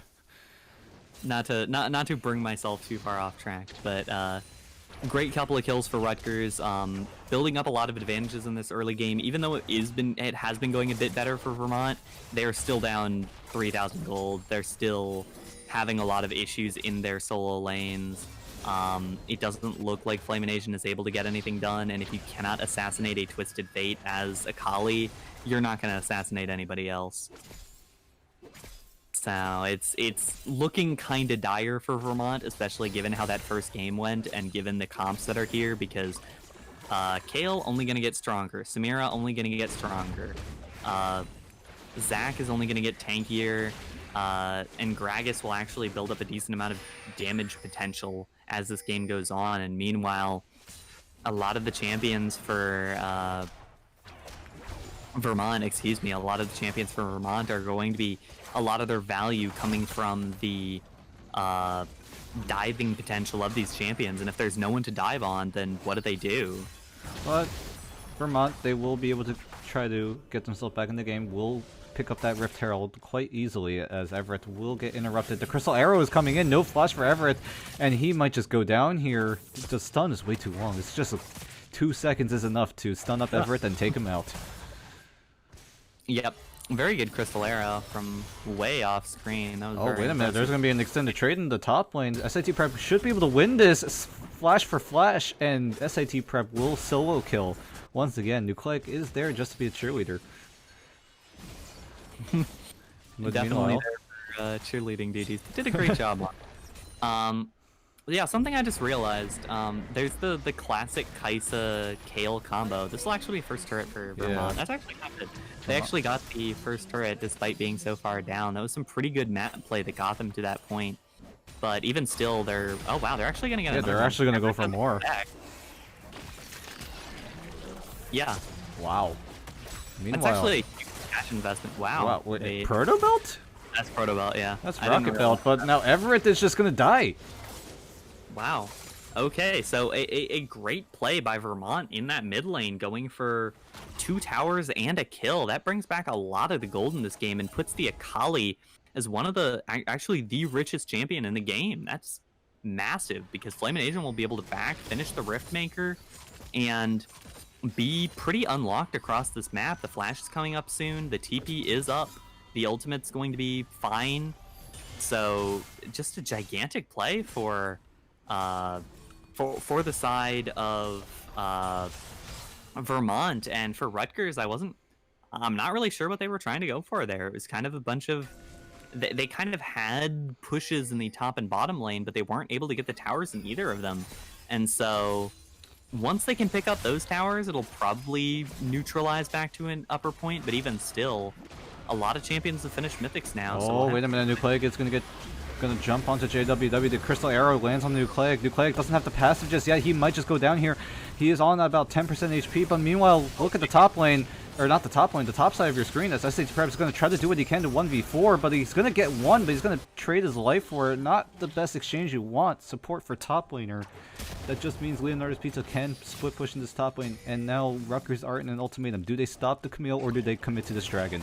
And it looks like they will commit to the dragon. It's Savage Refret trying to do what he can. Gonna get the pokes off. Everett trying to rock it out forward, trying to get a stun off, but it looks like he won't be able to do so, and Dragon will go over to Rutgers. And that was definitely a good play by Rutgers coming back on that, but even still, a lot of awkward plays from Rutgers. The TP from SAT Prep followed up by no one else being there. SAT Prep went 1 for 1, but gave a big shutdown over to Flame and Asian, who is now even more the richest person in the game.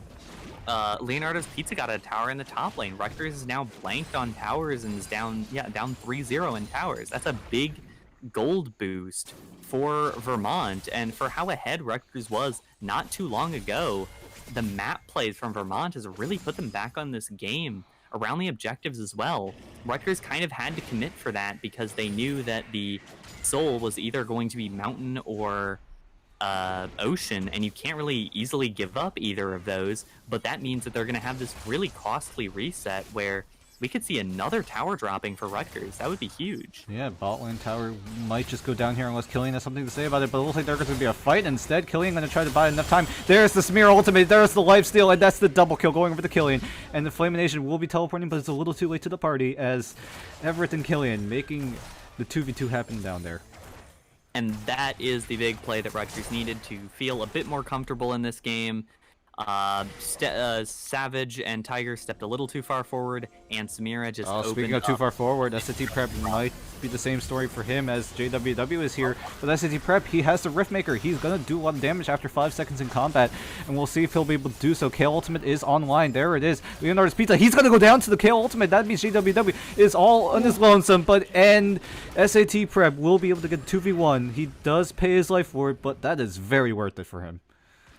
I would say, yeah, that's probably worth it, especially because JWW got the shutdown, which, honestly, Trundle with Sunfire Cape getting a shutdown is not the scariest thing in the world, even if it is the Sunfire Aegis, actually. But, yeah, that was a really good 2v1 for SAT Prep, hitting that a level 11 point, knowing that the passive had been stacked up. Like, the passive being stacked up means that this Kale is about the strength of a level 16 Kale, and you don't want to just be fighting a level 16 Kale 2v1 with a 0-3 champion and a Trundle. That's just not something that you're going to easily win, so a lot of good plays there, but on the other side, Flame and Asian is still really strong. Oh my god, he has the Demonic Embrace. Yeah, the Demonic Embrace is really big. That's 2 items completed. That's a really strong Akali, and one that could dive potentially. But I guess the first thing I want to go to is just checking. Okay, yeah. The first thing I want to go to is Akali losing the TP is actually really big because this mid lane is super unlocked. Akali can basically go anywhere because the lane is pushed so far in because of how many towers that are down. Like the auto push is kind of there for Vermont, and so there are a lot more options for them to play around the mid lane or around the jungle, and it gives Flame and Asian a lot more freedom in the side lane. But losing the TP means that you can't be too far away from an important objective, which definitely limits things a lot, especially when Flame and Asian is such a major part of the team's gold on a team that is behind in gold. On top of that, what else did I want to go on? Oh yeah, Kraken Slayer on Savage. Yeah, I was gonna point that out. I mean, they realized that his own. What was that? Oh, you go ahead. What were you gonna say? No, just realizing that they have the upper hand in most of these fights. The Akali being the most damage dealer. Why not just have Savage Refret doing a little bit more damage instead? Just getting that Kraken Slayer, get some extra true damage in. Maybe cut down on that Nucleic and Art Spartan. Seems like that is the plan. I just think it's scary because Art Spartan and Everett both had that proto belt with a magic penetration. Obviously SAT Prep so strong. Oh well, we're gonna fight. Oh wait, yeah, there's gonna be a fight. There's gonna be a nice little knockup coming out of Nucleic. We'll tank the Crystal Arrow. That's gonna be huge in this fight. And look at Killian doing all the damage. There's the Desert Rose. I don't know if that's the ultimate name, but Killian will take down 2. Might just be able to take down 3. There's the ultimate once again. There's a lot of damage coming out of Killian, but Killian, he's still alive. Triple kill for him. Ignite is ticking. And will Killian go for the quadra? No, it's going to be picked up by SCT Prep. That was a little underwhelming. And that's what the Samira does, and that is the power of the Vampiric Shield Bow. Killian probably dies in that fight without that item. Or, it's not the Vampiric Shield Bow, it's the Immortal Shield Bow. Without that item, you get, like, there's a lot of lifesteal that you get out of that. And so Killian was just able to lifesteal all the way through that entire fight, and there was really no answer for a Samira, and theoretically, a Samira running through your fight with no real defenses, no one else on the team being there, really shouldn't be surviving that long, but it was that Immortal Shield Bow pickup that was so big for it. And then on the other hand, Savage just popped immediately because you're an Ashe with a Kraken Slayer. Like, what are you gonna do? You're just gonna die. Yes. So great play by Killian. Looking like it'll be the Bloodthirster next, I think. That's which very will be valuable. Now, since it gives crit now, it's so much more valuable in terms of building it. There it is. Yep, there's the Bloodthirster. Oh my goodness, this Samira already having a ton of lifesteal at this point in the game. Now has the overheal as well, so it's going to be even harder to kill off. Yeah, and that's the scary thing. I think that one of the and one thing I kind of realized as I was thinking through later game team fights is there's kind of that traditional. Okay, well, we're gonna watch this Art first. Spartan, I don't know about this one. You're going a little too aggressive here. As yeah. Yeah, that was a bit awkward. We're gonna for Art Spartan's sake, we're gonna ignore that happened. Going to the later game team fights, though, I kind of realized that Samira is kind of Kai'Sa 2.0, and Kai'Sa Kayle has been a traditionally really strong team fight composition because you can just put the Kayle ultimate onto the Kai'Sa / Samira and watch her go to work because she is not taking damage anymore. And so now you're not taking any damage, you're just kind of moving.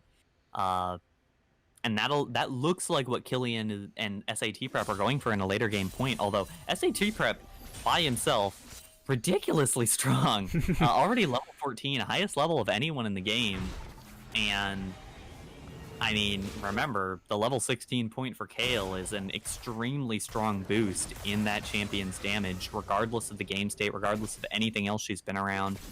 That is an extremely big boost, and this Kayle is already very strong, already has that 2-item point, building towards a third. That could be a variety. Oh, wait a minute, there's going to be a jump in the mid lane as Flamination is going to get tagged. Everett is TPing fairly far away, but it looks like Flamination has no idea that he's there. Protobelt is there. Ash Arrow is going to tag up Art Spartan, but it's not going to be enough to kill him off, and Flamination will be the first to fall as Everett will get chunked down fairly hard as Killian trying to look for something, but will not be able to do so, and that's a very big shutdown going over to Rutgers.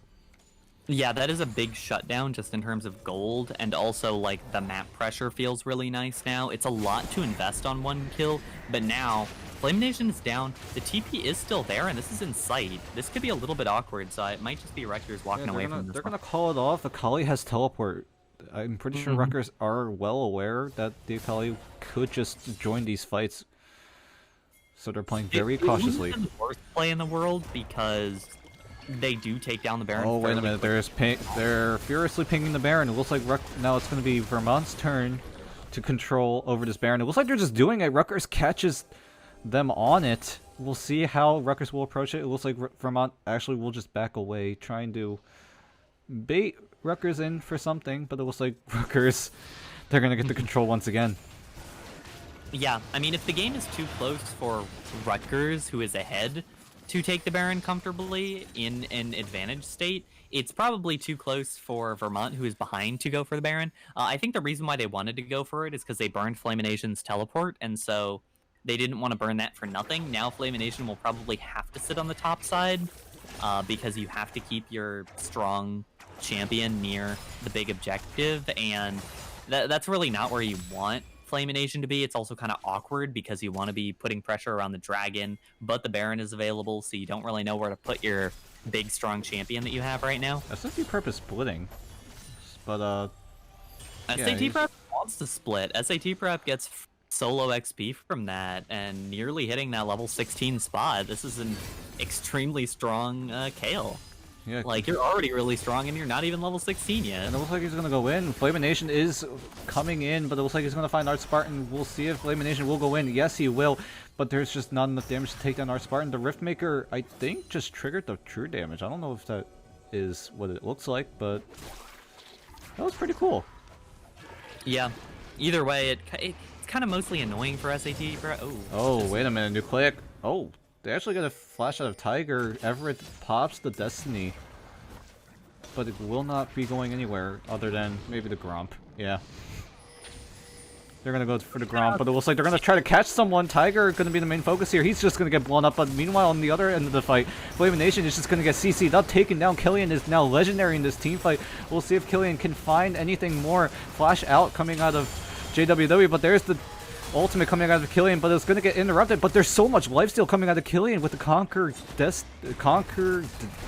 Shield Bow, Bloodthirster, all that combo, and now Everett will be able to take down what I believe is Leonardo, and they're just gonna run it down bot lane or just take the dragon.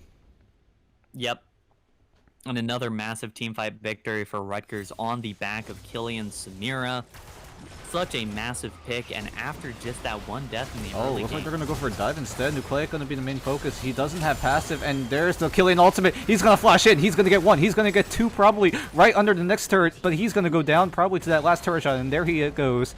And now Flamination gonna be the last man standing to try to stop the push coming out of Rutgers, but it looks like the Akali will single-handedly be able to do so unless this inhibitor will go down. There's the Crystal Arrow, gonna be nicely dodged by Everett, and now SAT Prep is here to ensure that bot inhib will go down. Yep, I think Rutgers feels pretty comfortable with this. The bottom inhibitor means that they have a lot of pressure over the bottom side of the map if they want an extended Baron Oh, play. wait a minute, flash forward coming out of Flamination. Gonna attack the Shuriken, but there's the kill ultimate, and that's gonna stop Flamination in his tracks. Or is it? He's still gonna get the kill. Oh my god, that looked disgusting coming out of SAT Prep. I know it's just a flash auto, but damn. Yep, SAT Prep has hit level 16. Big power there. A good play by Flamination to kind of stall out the game a little bit because, I don't know, it feels nice for them. It does feel bad that Flamination has to use every cooldown available in order to just pick up one kill, while Rutgers is kind of feeling good because Everett isn't the most important member of the team right now, given that they have a massive Samira and a massive Gale. A couple of mythics that I want to point out. Tiger has actually completed the Everfrost, which is kind of the replacement for the old Hextech hose, but it does give a root now if you do it right in the center of its trajectory. I guess that's the only one I wanted to mention. The Infinity Edge has also been completed for Killian, which I'm kind of surprised. We haven't really talked about Infinity Edge all that much. It did get a bit of a huge change. Yeah, it was kind of a big rework for Infinity Edge. At least, not technically, like, not a lot has changed. It still gives attack damage, crit chance, and, okay, well... Oh, well, there's going to be a fight. Destiny going to be popped by Everett, but Tiger has no way to go. And there's the Destiny. That's going to keep Flamination in True Vision. It's not going to be enough to take down Nucleic, and Flamination will go down. That's the main carry for University of Vermont. SAT Prep is here to just be there. Yeah, that's going to be Baron. It's going to provide enough DPS. Nucleic might have to just smite this early to prevent himself from going down. What is he doing? Oh my god, he's so low. Kale heal is there. Okay. Nucleic will not use flash. Or not flash. He's not gonna use smite. He has enough HP. He's healthy enough. And the Baron will go over to Rutgers. Yep. Another good fight by Rutgers, taking a massive lead in this game. The Baron makes it nearly I don't know how Vermont's gonna come back. There's so much to fight in these fights. You have to get through SAT Prep and Samira and Killian. Like, Samira is Killian. So I got some questions. Both of those champions, plus you have to get through those champions with that Kale ultimate available, which is so difficult. So I got some questions. I just wanted to say, which is why I wanted to talk about the Infinity Edge. It's been reworked so that you get extra crit damage with the crit chance that you build. So it's kind of like the AD version of Death Cap now, in that it is multiplicative. Like the value it gives you is multiplicative with what other items you have, which is why I'm kind of surprised it's even a third item. I kind of expected it to be like third or fourth, I think, is probably appropriate for it.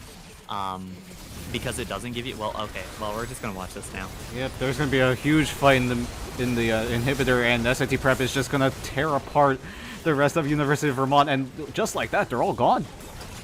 Yeah, There's not much to say about it. Flank, and that's the game. Yep, that's going to be game, and Rutgers will be able to keep the hype train going with their undefeated record. They will now become 3-0 coming into week 4, and they are in a very comfortable spot for the rest of this tournament. Yep, another great series by Rutgers JV, and against a pretty solid University of Vermont team. They definitely made some solid adjustments between the games, but even with that, it was really difficult for them to get any advantage, especially against SAT Prep in that top lane, getting massive advantages in both games.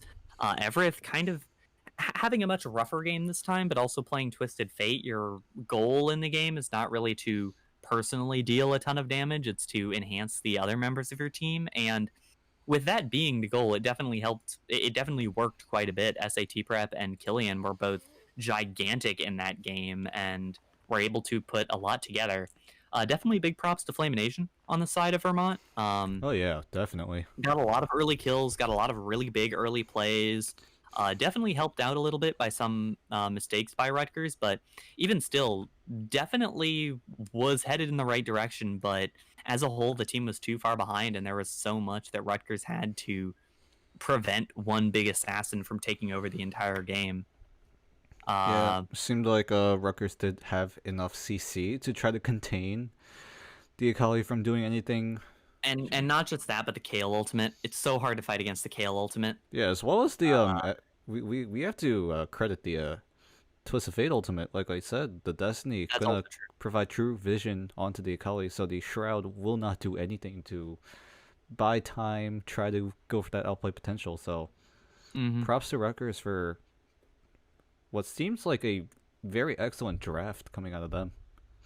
A great draft, and also just great execution. Like, I think both of these games, like, I could see ways that I would say, I'd probably prefer this in the draft, or this in the draft, or a little bit of this in the item build, or something like that. But at the end of the day, Rutgers had some great execution. Nucleic played great both games with all of the ganks that he was able to provide. For a tank champion, it can be kind of difficult to get a lot of that value, but both games, absolutely great job. Everett providing completely different things in two different games, did a great job on that. SAT Prep getting a huge lane advantage in the first game, and then almost solo in the first game, and then in the second game as well, picking up a lot of early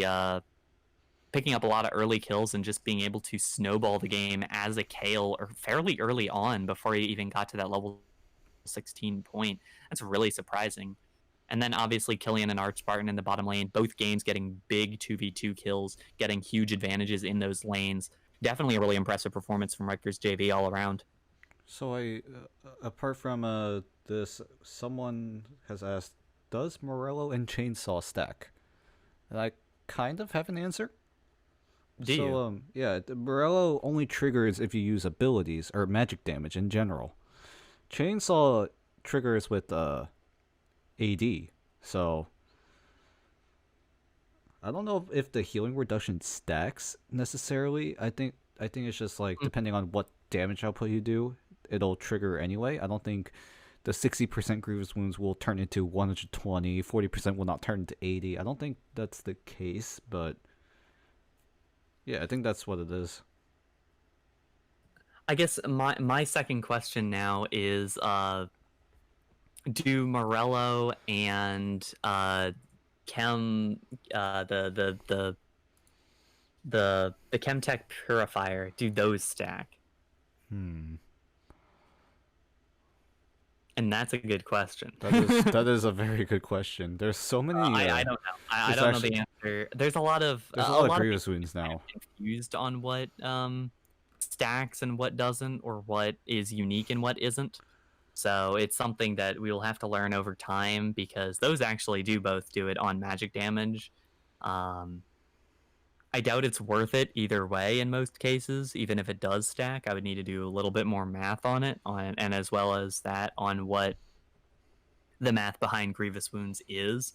But even with that, I think it's an interesting question either way. I'll Yeah, I look think into it's it. a very interesting. It's definitely very interesting. But yeah, I think that'll be it from us for tonight. So, any closing thoughts for you, Dennis? I don't think so. Thanks everybody for sticking around with us. We will have more CSL action in the future.